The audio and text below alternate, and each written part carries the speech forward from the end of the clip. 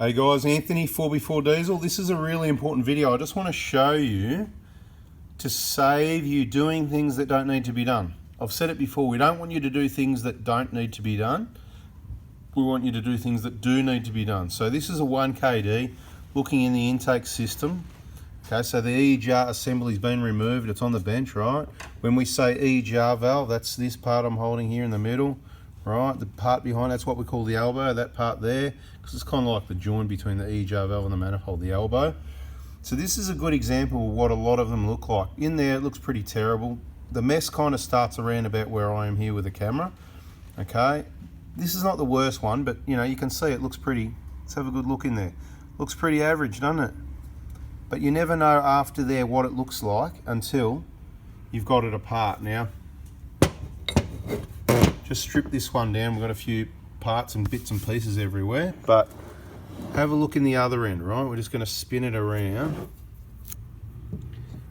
Right, notice it's not as bad at this end as the other end, right? Maybe hard for you to tell. It's like that a bit in video sometimes.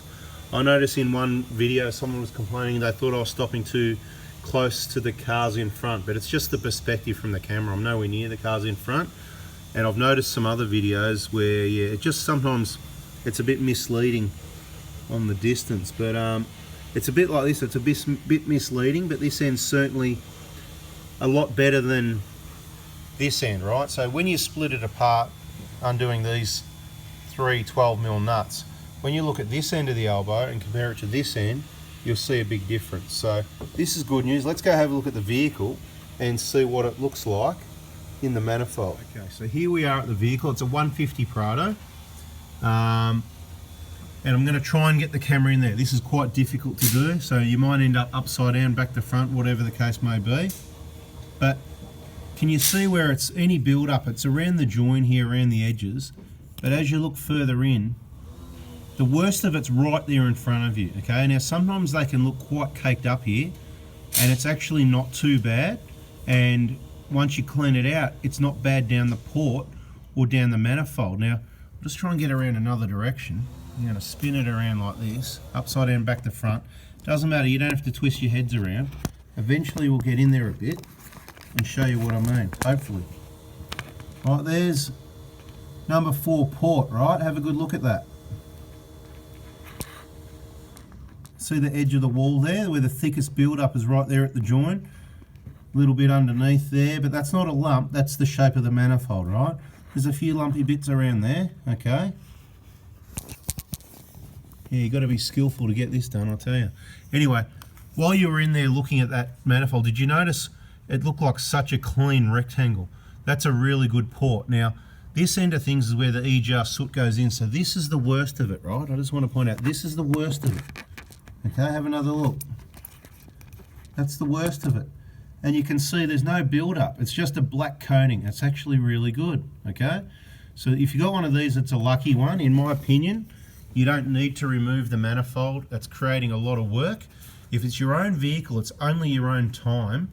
And if you're ever going to do it, the time to do it is now while the fuel pipes are off, if you're replacing the injectors, right? So, but look, what I'm trying to say is, if it's like that, if you're not fully mechanically apt, and you're sort of, pushing your limits, watching a lot of videos, trying to get the injectors done because you're in some remote place where we can't find a technician that can do the job for you, then don't go past this. Now, if you've got a build up in this area here, and you scrape and vac it out or whatever, and you seem to look down to the ports there, right, and it looks pretty good, or look forwards up the manifold, let's see if we can do that. Let's see if upside down, back to front, forwards works. Let's see.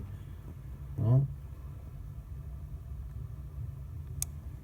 I don't know what you can see there, but anyway, I did my best. I'll be looking forward to watching this video myself, actually.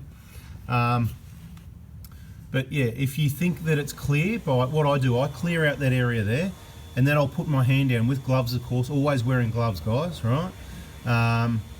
See, look, clean, mate, all right? Always wearing gloves, and we're going to reach forward into the manifold. That's down this direction, down this way, right, from that big hole there. Don't worry about this little hole here. And just make sure it feels clear. If you feel that there's minimal or no build up, that port number 4 looks clear and you've cleared out the worst of it was right there, then awesome. I'll explain it again. Stage 1 is the EGR valve's dirty and the elbow's good. Stage 2 is the EGR valve's dirty and it goes a little bit into the elbow. Stage 3 is it goes dirty EGR valve into the elbow, and the other end of the elbow and into the manifold here is dirty as well. That's stage 3. A lot of them are stage 1, 2 or 3. Quite common is stage 2 and 3. Stage 4 is it's pushed all the way down into the manifold. It's one of the worst ones you've ever seen and the whole thing's caked, and you definitely want to take it off and clean it, right? It can be hard to judge those ones. Just make sure you can see past this area here to judge the rest of it. Alright guys, I hope that's helped for those of you that are looking to do some of your own maintenance on any vehicle really, particularly here the 1KD. You really need to see and understand how bad the mess is before you know how far you're going to go with cleaning. This one, it won't be getting a manifold clean, it's certainly not needed.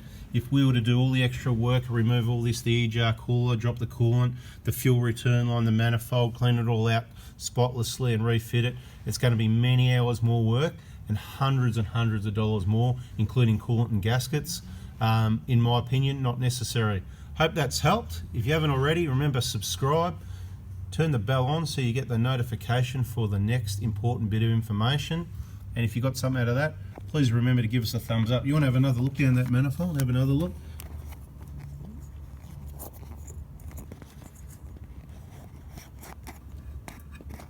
Yeah, pretty difficult to get in there.